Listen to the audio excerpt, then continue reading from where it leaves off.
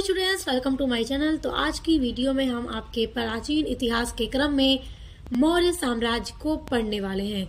जैसा कि हमने इसके पहले आपके प्राचीन इतिहास के क्रम में मगध साम्राज्य के उत्कर्ष में और उस मगध साम्राज्य के हर्यक वंश और फिर शिशुनाग वंश और नंद वंश तीनों के बारे में पढ़ लिया है। और नंद वंश के बाद ही मौर्य साम्राज्य की स्थापना होती है। जैसा कि जो मौर्य साम्राज्य के संस्थापक थे चंद्रगुप्त मौर्य, तो उन्होंने ही चाणक्य की हेल्प के साथ यानी कि चाणक्य की सहायता से नंद वंश का जो अंतिम शासक था जिसका नाम था घनानंद, उसको मार डालते हैं। और उसी के बाद चंद्रगुप्त मौर्य मौर्य साम्राज्य की नींव डालते हैं। और जैसा कि मौर्य साम्राज्य जिसकी स्थापना चंद्रगुप्त मौर्य के द्वारा 322 बीसी में की जाती है और मौर्य साम्राज्य 322 बीसी से लेकर 185 बीसी तक चलता है। तो बीसी को हिंदी में ईसा पूर्व कहा जाता है। यदि आप बीसी के बारे में नहीं जानते हैं कि बीसी यानी ईसा पूर्व क्या है, और आपने हिस्ट्री में एडी भी पढ़ा होगा जिसको हिंदी में ईस्वी कहते हैं, तो यदि आप बीसी और एडी के बारे में नहीं जानते हैं तो आप हिस्ट्री के स्टूडेंट हैं और आपको ये जानना सबसे इम्पोर्टेंट है। तो मैंने प्राचीन इतिहास के क्रम में जो सबसे पहला वीडियो अपलोड की थी, तो उसमें मैंने बीसी और एडी के बारे में पूरा अच्छे से समझा दिया था। तो स्टूडेंट्स आप लोग देख लीजिएगा ताकि आपको बीसी और एडी के बारे में जो भी कंफ्यूजन है वो क्लियर हो जाए, आपका डाउट खत्म हो जाए। तो आइए अब मौर्य साम्राज्य के बारे में पढ़ना शुरू करते हैं। जैसा कि देखिए, भारत भूमि पर स्थापित किए गए साम्राज्यों में जो मौर्य साम्राज्य था वो सबसे पहला विशालतम और संगठित साम्राज्य था। और मौर्य वंश को ही इसका श्रेय जाता है कि इसने भारत भूमि पर चंद्रगुप्त जैसे और अशोक महान जैसे सम्राट दिए। तो सबसे पहले हम चंद्रगुप्त मौर्य के बारे में जानते हैं। जैसा कि चंद्रगुप्त मौर्य मौर्य वंश के संस्थापक थे और चंद्रगुप्त मौर्य ने 322 ईसा पूर्व यानी कि बीसी में मौर्य वंश की स्थापना की। और चंद्रगुप्त मौर्य 322 ईसा पूर्व से लेकर 298 यानी कि 298 ईसा पूर्व तक शासन करते हैं। उसके बाद चंद्रगुप्त मौर्य के बेटा थे बिंदुसार। अपने पिता के मृत्यु के बाद बिंदुसार मौर्य साम्राज्य की गद्दी पर बैठते हैं और ये मौर्य साम्राज्य के दूसरे महान शासक थे। बिंदुसार को महान पिता का पुत्र भी कहा जाता है। बिंदुसार 298 बीसी से लेकर 273 बीसी तक शासन करते हैं। देखिए, जो बीसी होता है जिसको हिंदी में ईसा पूर्व कहा जाता है, ये हमेशा उल्टा चलता है यानी कि घटते हुए क्रम में चलता है। इन सभी के बारे में मैंने समझा दिया था, तो वीडियो मैंने आपको बताया हुआ है, आप देख लीजिएगा। डिस्क्रिप्शन बॉक्स में मैं आपको एंशिएंट हिस्ट्री के प्लेलिस्ट की लिंक दे दूंगी। अब देखिए, बिंदुसार की मृत्यु के बाद बिंदुसार के पुत्र अशोक मौर्य साम्राज्य की गद्दी पर बैठते हैं और अशोक 273 बीसी से लेकर 232 बीसी तक शासन करते हैं। देखिए, एक प्रश्न पूछता है ऑब्जेक्टिव टाइप में, सब्जेक्टिव में भी पूछ सकता है कि किस शासक को महान पुत्र का पिता और महान पिता का पुत्र कहा जाता है, तो बिंदुसार को कहा जाता है। क्योंकि बिंदुसार के पिता चंद्रगुप्त मौर्य बहुत महान थे, बहुत शक्तिशाली थे। और बिंदुसार का जो पुत्र थे अशोक को अशोक महान के नाम से भी जाना जाता है क्योंकि ये बहुत महान थे। तो इसीलिए बिंदुसार को क्या कहा जाता है कि महान पिता का पुत्र और फिर महान पुत्र का पिता। तो याद रखिएगा, बहुत महत्वपूर्ण बिंदु है, याद रखिएगा। अब देखिए, मौर्य साम्राज्य का अंतिम शासक था बृहद्रथ। और बृहद्रथ को किसने मारा था? पुष्यमित्र शुंग ने मारा था। और पुष्यमित्र शुंग जो था बृहद्रथ का सेनापति था और बृहद्रथ के सेनापति पुष्यमित्र शुंग ने ही इसकी हत्या कर दी थी और इसको मार डाला था और शुंग वंश की स्थापना की थी। और देखिए स्टूडेंट्स, कौटिल्य के बारे में आप सभी जानते हैं कि कौटिल्य जो थे अर्थशास्त्र के रचयिता थे। कौटिल्य की पुस्तक या ग्रंथ है अर्थशास्त्र। तो चंद्रगुप्त मौर्य ने क्या किया था? चाणक्य की सहायता से ही घनानंद यानी कि नंद वंश के अंतिम शासक को मारकर मौर्य साम्राज्य की नींव डाली थी। तो कौटिल्य का जो अर्थशास्त्र है उसमें मौर्यों के इतिहास को जानने का एक प्रामाणिक स्रोत है, क्योंकि मौर्य साम्राज्य के टाइम पीरियड में ही चाणक्य थे। और कौटिल्य के अन्य नाम को याद रखिएगा। कौटिल्य का अन्य नाम था चाणक्य या फिर विष्णुगुप्त। तो परीक्षा में प्रश्न पूछ देता है, इसलिए याद रखिएगा। और देखिए एक प्रश्न और पूछता है कि चंद्रगुप्त मौर्य किसके शिष्य थे। तो चंद्रगुप्त मौर्य कौटिल्य के शिष्य थे, तो याद रखिएगा। आइए अब हम चंद्रगुप्त मौर्य, बिंदुसार और इन सभी के बारे में, अशोक महान सभी के बारे में पढ़ना शुरू करते हैं। तो सबसे पहले हम मौर्य साम्राज्य के संस्थापक चंद्रगुप्त मौर्य से शुरू करते हैं। जैसा कि मैंने आपको बताया कि चंद्रगुप्त मौर्य ने 322 ईस्वी में मौर्य वंश की स्थापना की थी और 322 से 298 बीसी तक इन्होंने शासन किया था। तो सबसे पहले ये याद रखिएगा कि पुराण और मृदा राक्षस आदि से पता चलता है कि जो चंद्रगुप्त मौर्य थे वो शूद्र थे, यानी कि शूद्र जाति के थे। तो ये बात हमें कहाँ से पता चलती है? पुराण या मृदा राक्षस से पता चलती है। उसके अलावा जैन व बौद्ध धर्म के जो ग्रंथ हैं उनसे यह पता चलता है कि जो चंद्रगुप्त मौर्य थे वो क्षत्रिय जाति के थे। तो इन दोनों ग्रंथों से अलग अलग बातें पता चलती हैं। पुराण या मृदा राक्षस से चंद्रगुप्त मौर्य को शूद्र कहा गया है और जैन व बौद्ध धर्म के ग्रंथों से चंद्रगुप्त मौर्य को क्षत्रिय जाति का कहा गया है। उसके बाद देखिए एक महत्वपूर्ण बिंदु है आपकी परीक्षा के दृष्टि से, चंद्रगुप्त मौर्य के यूनानी नाम क्या थे। तो प्रश्न आपकी परीक्षा में पूछता है, तो ध्यान दीजिए यूनानी नाम यानी चंद्रगुप्त मौर्य के यूनानी नाम। तो देखिए यूनान के जस्टिन ने चंद्रगुप्त को यानी चंद्रगुप्त मौर्य को सेड्रोकोट्स कहा, याद रखिएगा। उसके अलावा प्लूटार्क ने चंद्रगुप्त मौर्य को एंड्रोकोस्ट कहा। तो ये दोनों ही चंद्रगुप्त मौर्य के यूनानी नाम थे। क्या क्या? पहला है सेंड्रोकोट्स, दूसरा है एंड्रोकोस्ट। तो याद रखिएगा। आइए अब आगे पढ़ते हैं। देखिए 305 ईसा पूर्व में सेल्यूकस ने मगध पर आक्रमण किया। सेल्यूकस जो थे वो सिकंदर के सेनापति थे और ये यूनान के राजदूत थे। तो 305 ईसा पूर्व में सेल्यूकस ने मगध पर आक्रमण किया, किंतु चंद्रगुप्त मौर्य ने क्या किया कि सेल्यूकस को हरा दिया, क्योंकि चंद्रगुप्त मौर्य बहुत ही शक्तिशाली थे और सेल्यूकस को हराकर चंद्रगुप्त मौर्य ने स्वयं को एक बहुत ही श्रेष्ठ और शक्तिशाली सम्राट सिद्ध कर दिया। देखिए आगे देखिए, चंद्रगुप्त मौर्य ने फिर जो सेल्यूकस थे, जो यूनानी राजदूत थे, उनकी बेटी कार्नेलिया जिसका नाम था, उसका अन्य नाम था हेलेना, तो उससे चंद्रगुप्त मौर्य ने शादी कर ली। तो याद रखिएगा हेलेना किसकी बेटी थी? सेल्यूकस की बेटी थी, जिससे चंद्रगुप्त मौर्य ने शादी कर ली। और उसके शादी करने पर चंद्रगुप्त मौर्य को दहेज में 4 प्रांत मिले थे, जिसमें काबुल, कंधार, मकरान और हेरात थे। और आज के टाइम में ये पाकिस्तान और अफगानिस्तान का हिस्सा है। आगे देखिए, सेल्यूकस निकेटर ने अपना राजदूत मेगास्थनीज को चंद्रगुप्त मौर्य के दरबार में भेजा। अब देखिए सेल्यूकस निकेटर ने फिर अपने राजदूत मेगास्थनीज जिसका नाम था, उसको सेल्यूकस भेजते हैं चंद्रगुप्त मौर्य के दरबार में। और मेगास्थनीज की पुस्तक इंडिका से मौर्य वंश की जानकारी मिलती है, क्योंकि मेगास्थनीज मौर्य वंश के दरबार में आया था और उसने एक पुस्तक लिखी जिसका नाम है इंडिका। तो याद रखिएगा परीक्षा में प्रश्न पूछता है कि इंडिका किसकी पुस्तक थी, तो मेगास्थनीज की पुस्तक थी। तो इंडिका में वो मौर्य वंश के बारे में काफ़ी बातें लिखता है, तो जिससे इसकी पुस्तक से मौर्य वंश के बारे में अच्छी खासी जानकारी मिल जाती है। फिर देखिए चंद्रगुप्त मौर्य जो थे जैन धर्म के एक गुरु थे जिनका नाम भद्रबाहु था। तो चंद्रगुप्त मौर्य जैन धर्म के गुरु भद्रबाहु से काफ़ी ज़्यादा प्रभावित होते हैं जब इनसे मिलते हैं। तो इसीलिए चंद्रगुप्त मौर्य इनसे प्रभावित होकर जैन धर्म को अपना लेते हैं। फिर उसके बाद चंद्रगुप्त की मृत्यु 298 बीसी को कर्नाटक के श्रवण बेलगोला में हो गई थी। तो याद रखिएगा चंद्रगुप्त मौर्य के बारे में यहाँ से इम्पोर्टेंट क्वेश्चंस आपके पूछे जाएंगे, तो इन सभी को याद रखिएगा। आइए अब चंद्रगुप्त मौर्य के पुत्र बिंदुसार के बारे में पढ़ते हैं।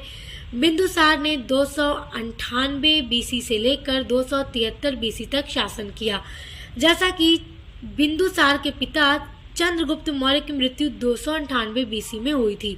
तो अपने पिता की मृत्यु के बाद ये मौर्य वंश के दूसरे शासक बनते हैं। वे मौर्य साम्राज्य के संस्थापक चंद्रगुप्त के बेटे थे, याद रखिएगा। और मौर्य साम्राज्य का जो सबसे महान और शक्तिशाली शासक था वो सम्राट अशोक थे। और सम्राट अशोक जो थे वो बिंदुसार के ही पुत्र थे। अब देखिए, बिंदुसार की जो माता थी उनका नाम याद रखिएगा दूरधरा था। ऑब्जेक्टिव टाइप एग्जाम में पूछ देता है कि बिंदुसार की माता का क्या नाम था, तो दूरधरा था। अब देखिए, अब यहाँ पर कुछ महत्वपूर्ण बात आपको बताने वाली हूँ, बिंदुसार के अन्य नाम, क्योंकि बिंदुसार के अन्य नाम के बारे में भी प्रश्न परीक्षा में पूछ देता है। तो देखिए, बिंदुसार के जो अन्य नाम है उनमें पहला नाम है अमित घात, जिसका मतलब है शत्रु को नाश करने वाला। यानी कि बिंदुसार का अन्य नाम क्या है, अमित घात है, अमित्र घात है, जिसका मतलब होता है कि अपने शत्रुओं यानी दुश्मनों का नाश कर देने वाला। और ये पता चलता है हमें यूनानी ग्रंथ से, यानी बिंदुसार को ये जो नाम है अमित्र घात वो यूनानी ग्रंथ से मिला है। उसके बाद बिंदुसार का जो दूसरा नाम है वो है सिंह सेन, और ये नाम बिंदुसार को जैन ग्रंथ से मिला है। और बिंदुसार का तीसरा अन्य नाम है बिंदुपाल, जो चीनी ग्रंथ में मिला है। अब देखिए, बिंदुसार के समय में तक्षशिला में विद्रोह हो गया था। तो उस समय तक्षशिला का जो राजकुमार था वो बिंदुसार का बड़ा बेटा था, जिसका नाम सुसीम था। तो सुसीम तक्षशिला में उस समय राजकुमार था। तक्षशिला में सारा जो देखरेख का कार्य था वो सुसीम का था। तो उस विद्रोह को दबाने में जो बिंदुसार का बड़ा बेटा सुसीम था वो असफल हो गया था, वो विद्रोह को दबा नहीं पाया। तो उसके बाद बिंदुसार ने अपने छोटे बेटे अशोक को तक्षशिला में भेजा कि जाकर वहां के विद्रोह को दबाने की कोशिश करो। और जब अशोक तक्षशिला जाता है तो वो विद्रोह को दबाने में पूरी तरह से सफल हो जाते हैं। अशोक ने अपनी क्रूरता के कारण विद्रोह को दबाने में सफल हो गए। उन्होंने अपनी क्रूरता दिखाई और विद्रोह को दबा दिया, और विद्रोह को दबाने में ये सफल हो गए। आइए आगे बढ़ते हैं और आगे महत्वपूर्ण दूसरे बिंदुओं को देखते हैं। देखिए, बिंदुसार जो थे वो भी बहुत महान थे, बहुत शक्तिशाली थे। तो बिंदुसार ने क्या किया कि मौर्य साम्राज्य का बहुत तेजी से विस्तार किया और मौर्य साम्राज्य को दक्षिण तक फैला दिया। उसके द्वारा 16 राज्यों को अपने साम्राज्य के अधीन कर लिया गया था। यानी कि बिंदुसार ने 16 राज्यों को अपने साम्राज्य के अधीन कर लिया और उन सभी राज्यों को अपने मौर्य साम्राज्य में मिलाकर अपने मौर्य साम्राज्य को दक्षिण तक फैला लिया था। देखिए, दक्षिण राज्यों के अलावा एकमात्र राज्य जो ऐसा था जो सिर्फ और सिर्फ बिंदुसार के नियंत्रण में नहीं था, और वो राज्य था कलिंग। कलिंग राज्य को ही अभी तक बिंदुसार जीत नहीं पाया था। उसके अलावा उसने 16 राज्यों को अपने साम्राज्य के अधीन कर लिया था। बस अगर बचा था तो वो कलिंग था, जहां पर बिंदुसार का नियंत्रण नहीं था। तो जिस राज्य को कलिंग को बिंदुसार जीत नहीं पाए, तो बिंदुसार के जो छोटे पुत्र थे अशोक, वो सोच लेते हैं कि कलिंग को मैं जीत कर रहूंगा और अपने मौर्य साम्राज्य में मिला कर रहूंगा, जिसके कारण अशोक कलिंग पर आक्रमण करते हैं। और इसके बारे में जब हम अशोक के बारे में पढ़ेंगे तो देखेंगे, अभी आगे हम इसी वीडियो में पढ़ेंगे।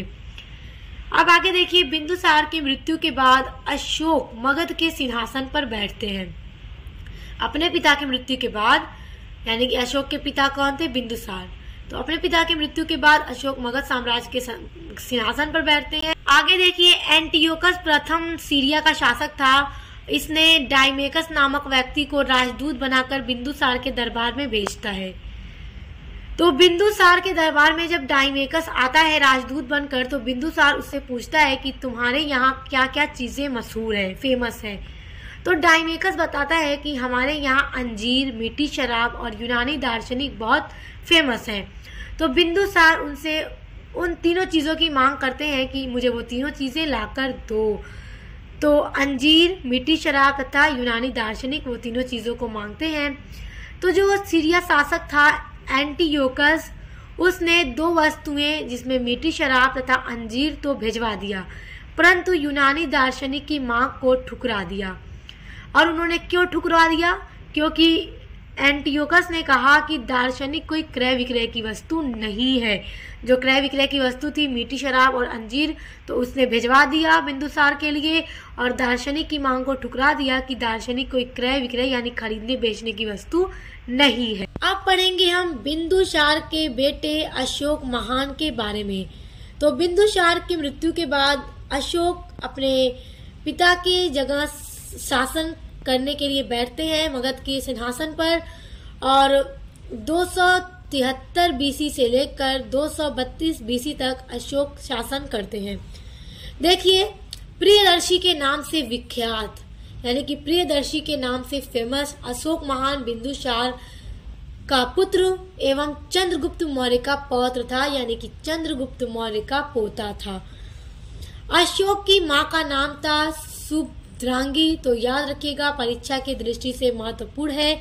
अशोक की मां का क्या नाम था? तो शुभद्रांगी था। 261 ईसा पूर्व में अशोक ने क्या किया? कलिंग पर आक्रमण कर दिया। देखिए, अभी मैंने आपको पहले बताया ऊपर कि बिंदुसार अगर किसी राज्य को जीत नहीं पाए थे अभी तक, तो वो कौन सा राज्य था? वो कलिंग राज्य था। तो तभी से अशोक ने निर्णय कर लिया था कि वो कलिंग को जीतकर अपने मौर्य साम्राज्य में मिलाकर रहेंगे। तो जब अशोक शासक बनते हैं मौर्य वंश के, तो वो कलिंग पर आक्रमण कर देते हैं।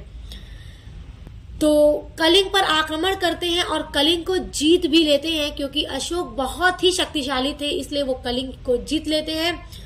और देखिए, कलिंग का युद्ध एक ऐसा युद्ध था भारत के इतिहास में जिसमें छोटे बच्चों और महिलाओं को भी नहीं बख्शा गया था, सभी को मारा गया था, सभी का कत्ल किया गया था। तो इसीलिए कलिंग युद्ध में हुए भीषण नरसंहार को देखकर अशोक का जो हृदय था वो पूरी तरह से परिवर्तित हो गया था, यानी कि बदल गया था। क्योंकि कलिंग के युद्ध में इस तरह से खून खराबा हुआ था, इस तरह से खून बहा था, यहाँ तक कि महिलाएं और बच्चों को भी जंग में मारा गया था कलिंग को जीतने के लिए। अशोक ने जिस तरह से तक्षशिला में हुए विद्रोह को दबाने के लिए क्रूरता दिखाई थी, उससे कहीं ज्यादा क्रूरता अशोक ने कलिंग को विजय करने में कलिंग युद्ध में दिखाई थी। इसी कारण बच्चे और महिलाओं को भी नहीं छोड़ा गया और कलिंग को अशोक ने फाइनली जीत लिया था। लेकिन इसको जीतने के बाद जब वो खून खराबे को देखते हैं कि किस तरह से खून बह रहा है, तो वहीं से अशोक का जो दिल था पूरी तरह से परिवर्तित हो गया था और फिर यहीं से अशोक ने अपने जीवन में फिर कभी युद्ध न करने की ठान ली। अशोक ने ठान लिया कि अब वो कभी अपने जीवन में युद्ध नहीं करेंगे। फिर उसके बाद अशोक ने कभी युद्ध नहीं किया। इसके बाद अशोक ने बौद्ध धर्म को अपना लिया और फिर बौद्ध धर्म की शिक्षा अशोक को किसने दी थी? तो उपगुप्त नामक व्यक्ति ने अशोक को बौद्ध धर्म की शिक्षा दी थी। तो देखिए, कलिंग युद्ध के बाद अशोक ने बौद्ध धर्म को अपना लिया और फिर एक बौद्ध धर्म का अनुयायी बनकर बौद्ध धर्म के प्रति उसने अपने पूरे जीवन को गुजार दिया। अब आपका अगला टॉपिक है अशोक का धम्म। देखिए, अशोक के धम्म नीति से प्रश्न अक्सर परीक्षा में पूछता है, तो बड़े ध्यान से सुनिएगा और देखिएगा। देखिए, पाली भाषा में धर्म को धम्म कहा जाता है और अशोक के धम्म से क्या तात्पर्य है? तो अशोक के धर्म से तात्पर्य है कि अशोक द्वारा अपनाया गया धर्म। अशोक ने अपने स्तंभ लेखों, शिलालेखों तथा अन्य लेखों में धम्म शब्द का प्रयोग किया है। और अशोक और धम्म का अर्थ याद रखिएगा, धम्म का क्या तात्पर्य है कि अशोक के द्वारा अपनाया गया धर्म। और अशोक ने कौन सा धर्म अपनाया था? बौद्ध धर्म। तो अशोक बौद्ध धर्म का अनुयायी था। बौद्ध धर्म के प्रचार प्रसार और उद्धार के लिए उसने अपने सांस्कृतिक सुखों को त्याग दिया और फिर सिर्फ और सिर्फ बौद्ध धर्म का प्रचार प्रसार कराया। अशोक ने यहाँ तक कि बौद्ध धर्म के प्रचार प्रसार के लिए अपने बेटे महेंद्र और बेटी संघमित्रा को श्रीलंका भेज दिया कि जाकर वहां पर बौद्ध धर्म का प्रचार प्रसार करो। तो याद रखिएगा, प्रश्न पूछता है कि अशोक के बेटे का क्या नाम था? तो अशोक के बेटे का नाम था महेंद्र। देखिए, और बेटी का नाम था संघमित्रा। तो याद रखिएगा, परीक्षा के दृष्टि से महत्वपूर्ण है। अब देखिए, अशोक के धम्म के प्रमुख सिद्धांत क्या क्या है? बहुत महत्वपूर्ण है कि अशोक के धम्म के प्रमुख सिद्धांत क्या क्या है, वर्णन कीजिए, पूछता है प्रश्न। देखिए, पहला सिद्धांत है कि माता पिता की सेवा करना, यानी कि सभी को अपने माता पिता की सेवा करनी चाहिए। और दूसरा सिद्धांत है कि अपने से बड़ों का आदर करना चाहिए। ये अशोक के धम्म का दूसरा प्रमुख सिद्धांत है। तीसरा प्रमुख सिद्धांत है वृद्धों की सेवा करना, यानी बूढ़े लोगों की, वृद्ध जो बूढ़े हो गए हैं, बुजुर्ग हो गए हैं, उनकी सेवा करनी चाहिए। ये भी अशोक के धम्म में तीसरा महत्वपूर्ण सिद्धांत है। चौथा है कि अहिंसा का पालन करना चाहिए। पांचवा सिद्धांत है प्रत्येक जीव के साथ उचित व्यवहार करना चाहिए, जीवों के साथ भी अच्छा व्यवहार करना चाहिए। और छठा सिद्धांत है कटु वचन न कहना, यानी कोई ऐसी बात न कहना जिससे किसी को भी कष्ट पहुंचे। तो ये कुछ 6 महत्वपूर्ण सिद्धांत हैं अशोक के धम्म के, तो इनको याद रखिएगा। आज की वीडियो में हमने मौर्य साम्राज्य के बारे में और उसके महान शासकों जैसे चंद्रगुप्त मौर्य, बिंदुसार और अशोक महान के बारे में हमने पढ़ा। ये सभी बहुत महत्वपूर्ण हैं आपकी परीक्षा के दृष्टि से, तो आई होप आप इन सभी को समझ गए होंगे। इसके अलावा स्टूडेंट्स, अगर आप अपने बीए फर्स्ट सेमेस्टर में इंग्लिश लिटरेचर पढ़ते हैं, सोशियोलॉजी पढ़ते हैं, पॉलिटिकल साइंस पढ़ते हैं, या फिजिकल ज्योग्राफी पढ़ते हैं, या एजुकेशन पढ़ते हैं, कोई भी सब्जेक्ट आप पढ़ते हैं, तो सभी की क्लास मैं करवा रही हूँ। सभी की क्लास की प्लेलिस्ट बना दी है और मॉडल पेपर की वीडियोज मैं अपलोड कर रही हूँ, तो आप लोग देखिए और पढ़ाई कीजिए अच्छे से, एग्जाम की तैयारी कीजिए। Best of luck. अब मिलते हैं नेक्स्ट वीडियो के साथ।